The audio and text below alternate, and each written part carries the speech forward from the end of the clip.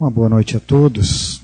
Nós rogamos aos benfeitores amigos para que possam nos envolver, nos dando as vibrações que nós carecemos, que estamos buscando, mormente nesta noite fria que passamos aqui no sul e que realmente desafia a nós sairmos dos nossos lares. Se bem que todos aqueles que têm a condição do agasalho, eventualmente de uma condução e principalmente de saúde, é uma oportunidade de bem utilizarmos o nosso tempo e de aquecermos as nossas almas com as nossas reflexões. Saudamos os que nos acompanham pela nossa web TV, alguns numa temperatura muito mais agradável em diversas cidades do Brasil e talvez localidades do mundo. A nossa proposta é conversar um pouquinho sobre a ética da alteridade. E o estudo, ele se baseia especialmente em um momento que foi muito significativo para os primeiros cristãos. Todos aqueles que tiveram a oportunidade de ler a obra monumental de Emmanuel, que é Paulo e Estevão, narrando os primeiros momentos dos cristãos da Casa do Caminho, e em especial a trajetória de Saulo, que de doutor da lei, de perseguição dos cristãos, tornou-se o grande divulgador do cristianismo, fazendo viagens e sendo o grande defensor dos seus princípios.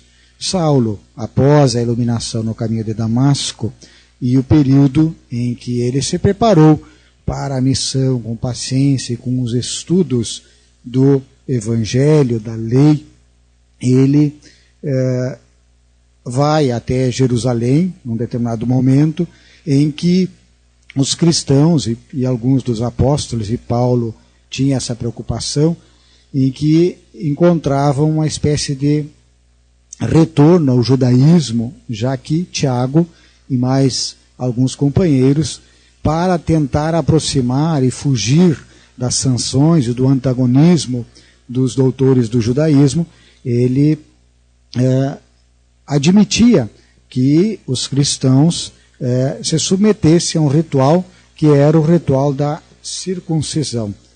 Esse ritual da circuncisão, ele foi motivo de debate muito grande, e já Paulo dizia que não havia essa necessidade, né?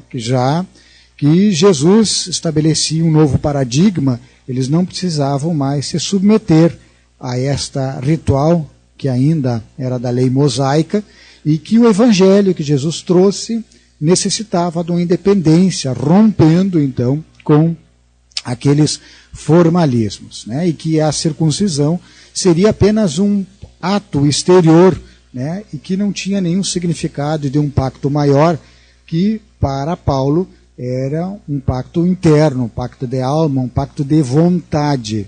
Tá?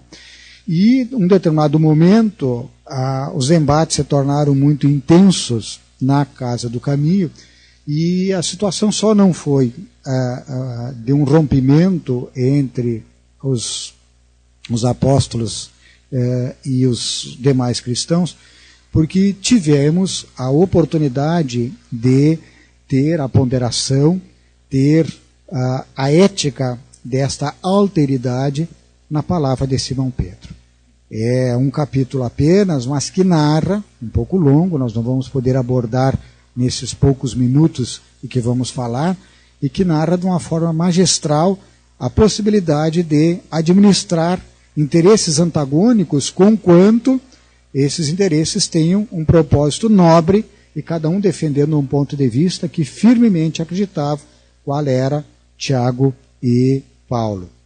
Mas, na nossa situação específica, nós tivemos a oportunidade depois de ter uma carta em que Paulo escreve aos Colossenses, em que ele diz textualmente, e sugere como regra de conduta: suportando-vos uns aos outros e perdoando-vos uns aos outros. Se algum tiver queixa contra outro, assim como Cristo vos perdoou, assim fazei vós também. E sobre tudo isso, revesti-vos de caridade, que é o vínculo da perfeição. Esta recomendação de Paulo, nós verificamos que ela nos concita a termos alteridade diante daquele que pensa diferente, diante daquele que pode parecer um adversário, um obstáculo, pode parecer alguém que está entravando os nossos planos, os nossos caminhos.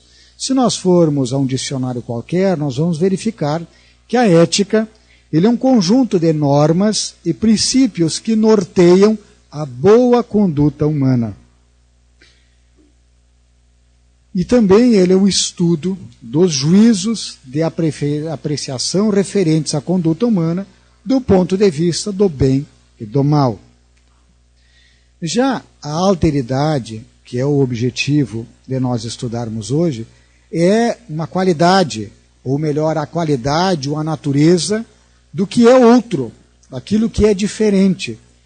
Nós podemos entender, então, que a alteridade é colocar-se no lugar do outro, numa relação interpessoal, com consideração, valorizando o outro como indivíduo, como pessoa, né? Identificando ele e dialogar com o outro, mesmo que ele aparentemente pense e deseje algo diferente. Então a alteridade e o exercício da alteridade, ela se aplica aos relacionamentos, tanto entre indivíduos, entre um casal, entre irmãos, entre colegas, na sociedade como um todo, como também entre grupos, quer sejam grupos culturais, grupos religiosos, espíritas, católicos, evangélicos, grupos de pensamento científico, grupos étnicos de cor, de genealogia ou de origens e qualquer outro grupo que possa ter aparentes diferenças.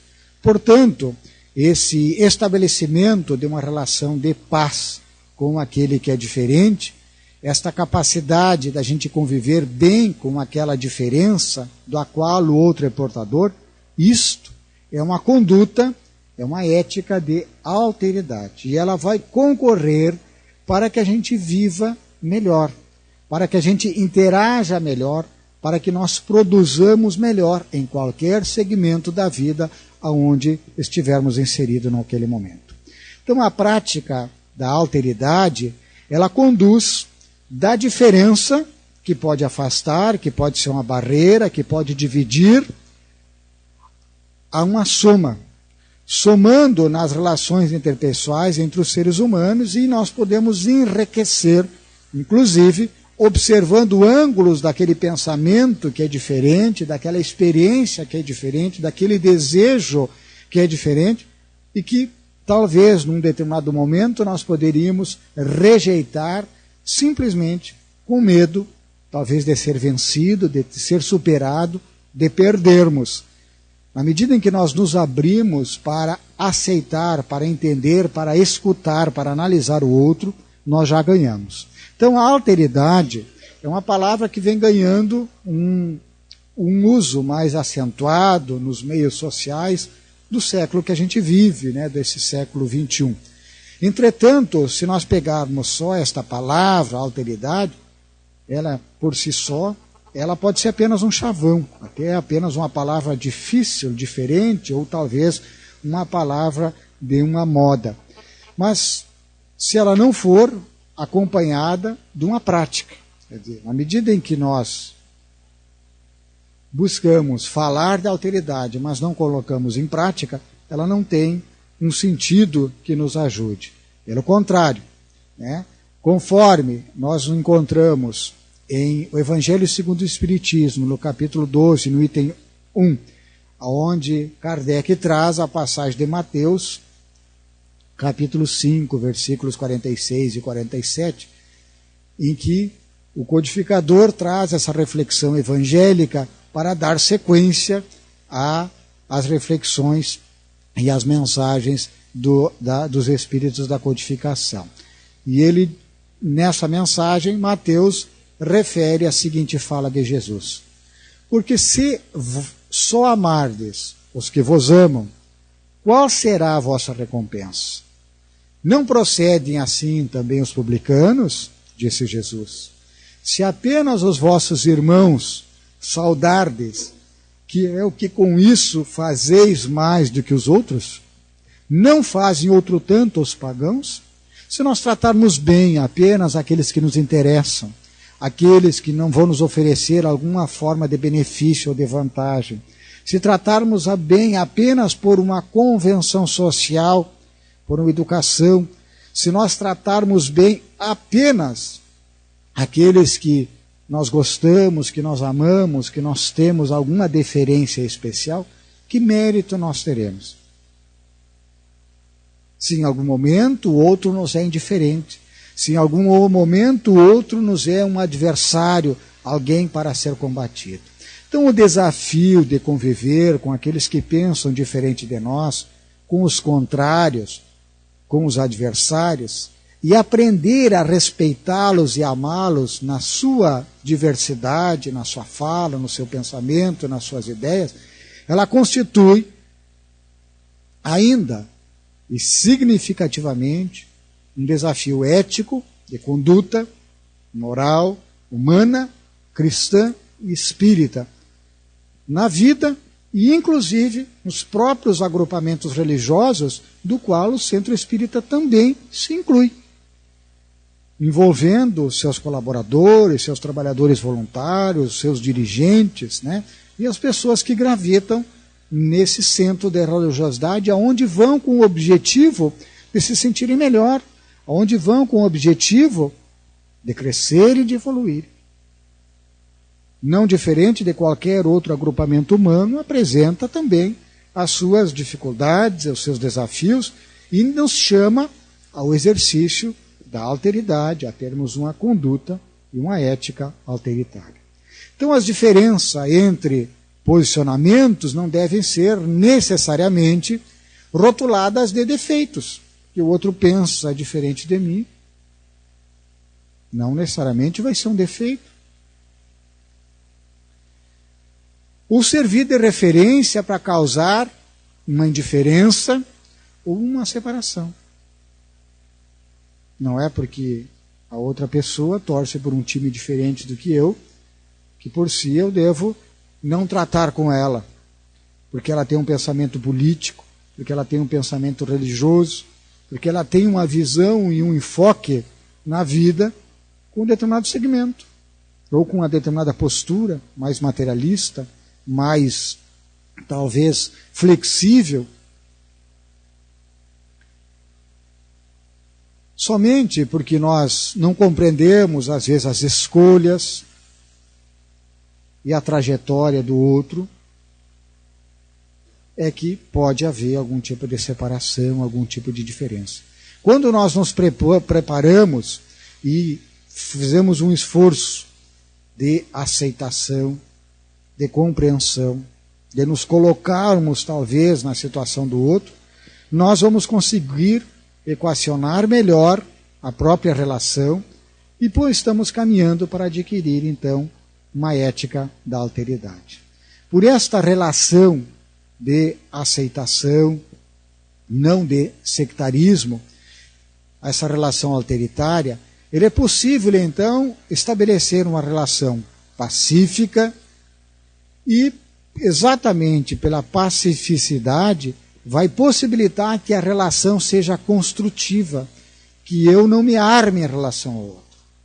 Porque normalmente quando a relação ela é desafiadora, o outro é um adversário, eu me armo, eu não escuto e eu só vejo no outro aquilo que vai dar razão para mim me defender, para mim atacar, para mim justificar as minhas próprias atitudes.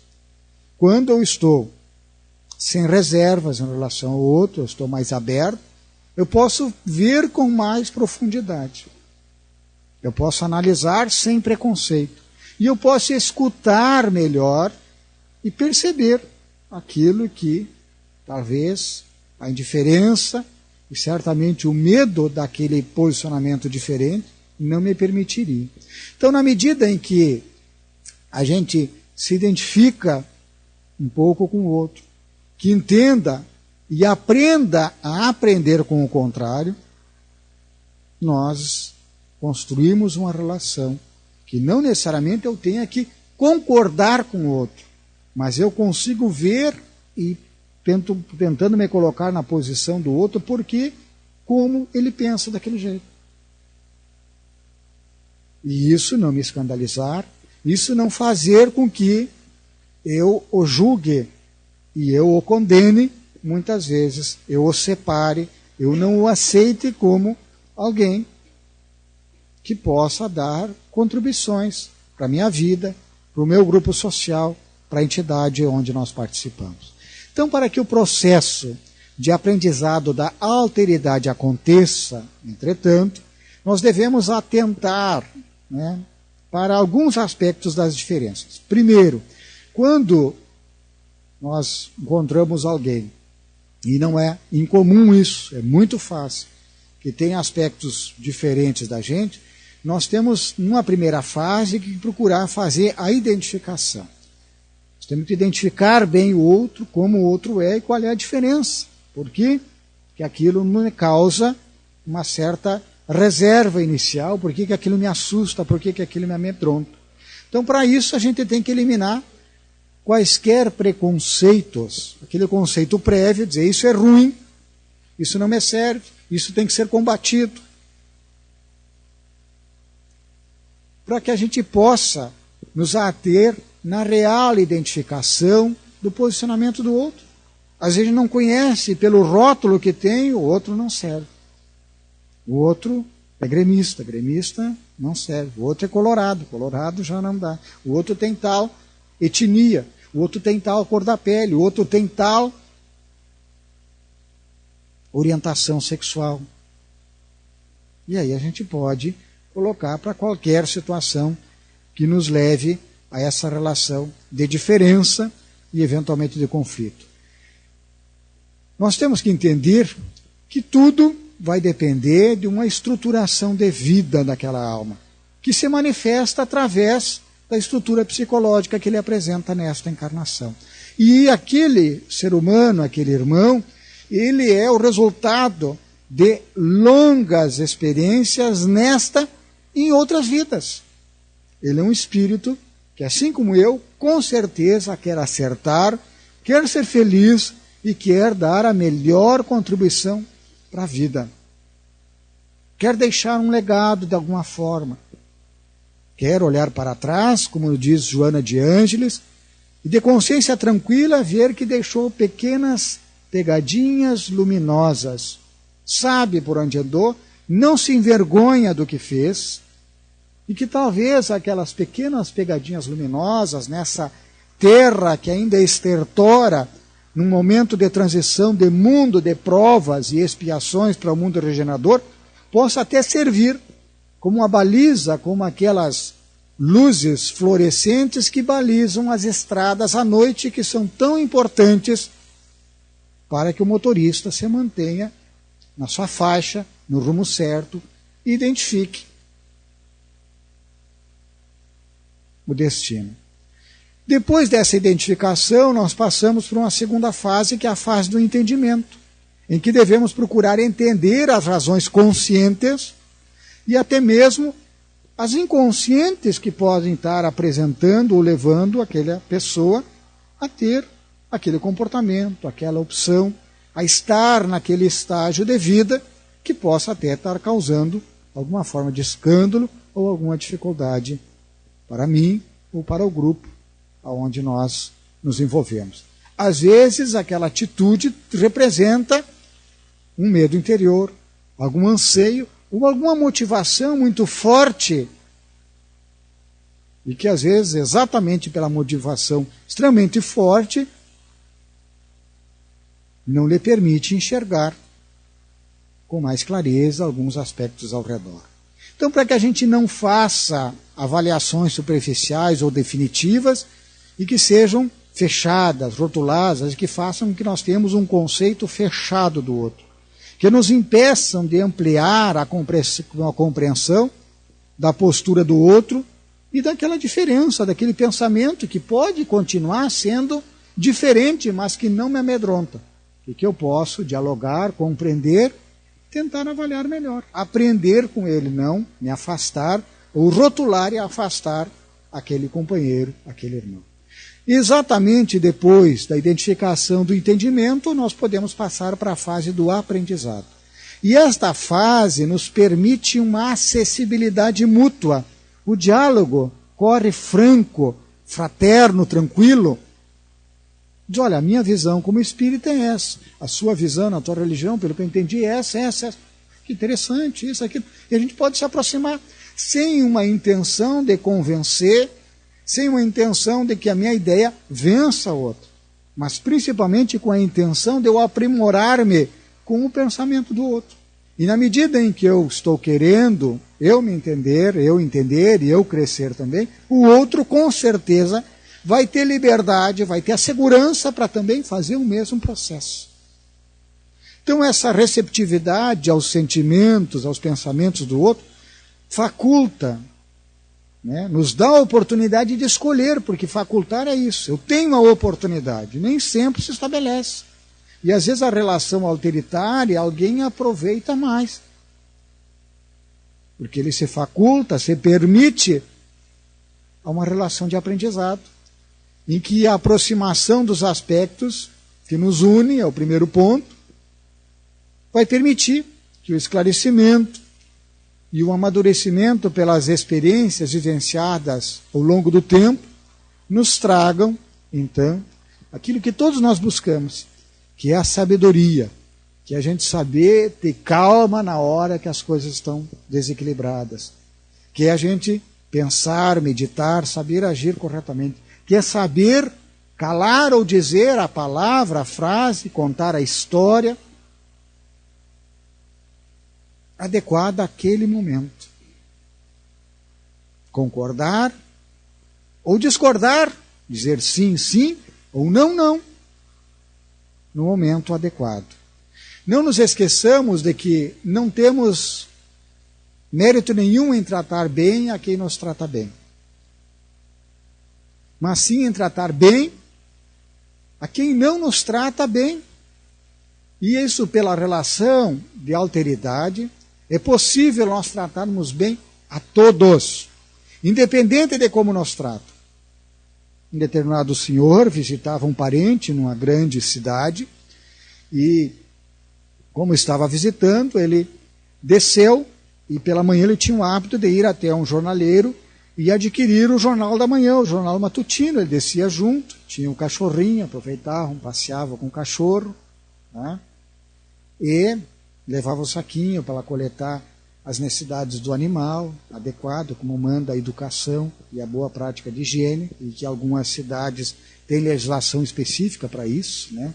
A nossa ainda não tem, mas com certeza precisa de mais educação dos nossos donos de animais, como em muitos lugares, né? Mas ele desce e adquire o jornal, cumprimenta, alegre, com bom humor o jornalista, o jornaleiro, que nem lhe olha. Dá o dinheiro e ele simplesmente atira o troco em cima, nem lhe entrega nas mãos, cai em cima da coisa e ele fica indiferente. O parente que está visitando observa aquilo, estranho, desce, caminho mais um pouco, vão na esquina, volta. No outro dia desce novamente, o mesmo jeito, o mesmo tratamento, indiferente, né? E eles caminham com o cachorrinho e ele observa que, andando uma quadra e pouco, tem uma outra banca de jornal. E ele, na volta, diz, escuta, não entendo muito bem para você, o cara é grosseiro, trata mal, você é um cliente dele, por que tu não compra na outra, tio? Esse cara tem que aprender, não dá para comprar com ele, né? Diz, olha, na verdade, assim, eu poderia fazer isso, mas às vezes está frio, às vezes está chovendo, nem sempre eu faço essa caminhada, ali a banca que me favorece, eu trato ali e tal, né? Então eu trato bem ele, eu não vou permitir que a conduta dele estabeleça a minha forma de tratar, eu trato bem ele. Se ele não consegue corresponder, não é problema meu, né? Mas nem por isso eu vou tratá-lo mal, eu faço a minha parte, né? Talvez ele não esteja bem, tal, faz anos, eu estou fazendo isso, né?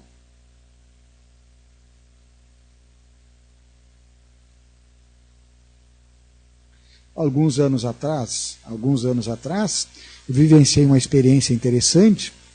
Eu era muito jovem, cheguei aqui em Santo Ângelo, não tinha nem um fio de cabelo grisalho, né? Não vou dizer branco, mas ainda grisalho. E tinha uma pessoa eminente, que a gente pelo menos conhecia ele como uma pessoa já de respeito e tudo mais, mas que era conhecida assim por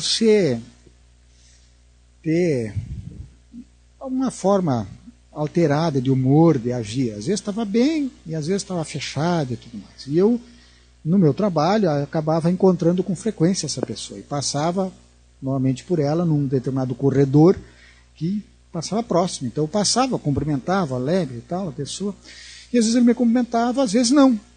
Tá? E às vezes não me olhava simplesmente, passava na frente e cumprimentava, como está o senhor, tal, tal, tal. E aquilo começou a me incomodar, assim, tipo, meu Deus, o que acontece, né? Por quê? Né? Realmente começou a me incomodar. Na verdade, eu queria que ele me respondesse, era isso, né? Eu achava, eu estou bem e tal, estou botando energia, queria que ele me respondesse. Até que um determinado dia eu passei, cumprimentei ele, nada. E eu não me aguentei. Andei uns passos e voltei. Eu digo, olha, né, seu fulano de tal, eu, há muito tempo, algum tempo tendo passado sempre, lhe cumprimento e percebo que às vezes o senhor não me cumprimenta. Né? E é impossível que o senhor não tenha me visto. Né? Gente muito jovem, dei essa peitada nele. Né? Então eu queria saber o seguinte, né? O senhor não quer que eu lhe cumprimente mais? Porque daí eu fico tranquilo, eu saio e passo assim. E aí, naquele momento, a pessoa desabou e começou a chorar e me disse assim, me desculpe. Realmente, eu sou meio assim, eu sei que isso magoa as pessoas, que não é a prática correta, né? Mas, por favor, continue a me cumprimentar. Não esqueça de mim. Não esqueça de mim. Continue a me cumprimentar. E a partir de então eu fiquei tranquilo e continuei a cumprimentar. Às vezes ele me cumprimentava, às vezes não. E isso foi até o final da vida dele. Tá? Às vezes estava bem, às vezes não estava. E as situações internas que muitas pessoas não conseguem, às vezes, superar, lidar, e se deixam abater no dia a dia. Né? Se deixam abater. Tá? É muito comum, né, principalmente para aqueles mais invigilantes, né, essa alteração, né, de estimia, de humor, mas que também às vezes são por contaminações espirituais. Às vezes pelo perfil, a pessoa um dia está bem, e quando vê ela invigilante, se contamina e acaba ficando com vibrações inferiores, e acaba também tendo aquele perfil mais lúgubre. Mas, quando nós nos propomos a tratar bem aqueles que não necessariamente nos tratam bem, a gente vai crescendo. Esse crescimento ele é palpável e principalmente quando a gente lida com aqueles que pensam, sentem e agem diferente da gente, estabelecendo então uma relação de identificação, de entendimento e uma relação de aprendizado. Somente nós vamos atingir esta alteridade, capacidade de perceber, de interagir e de aprender com o outro, que é a indulgência, que é a perdão das ofensas, que é a benevolência, para nós praticarmos a caridade conforme Jesus a entendia, se nós nos dispusermos adiante do diferente, parar, olhar, ouvir com atenção, ponderar com calma, e somente após isso, agir com equilíbrio e determinação, sempre apoiados no bom senso e na fé raciocinada, no nosso caso, espíritas, à luz do Consolador prometido por Jesus. Que Ele nos envolva e nos apoie nos nossos esforços, na nossa luta, para agirmos com alteridade nos embates da vida. Muito obrigado pela atenção.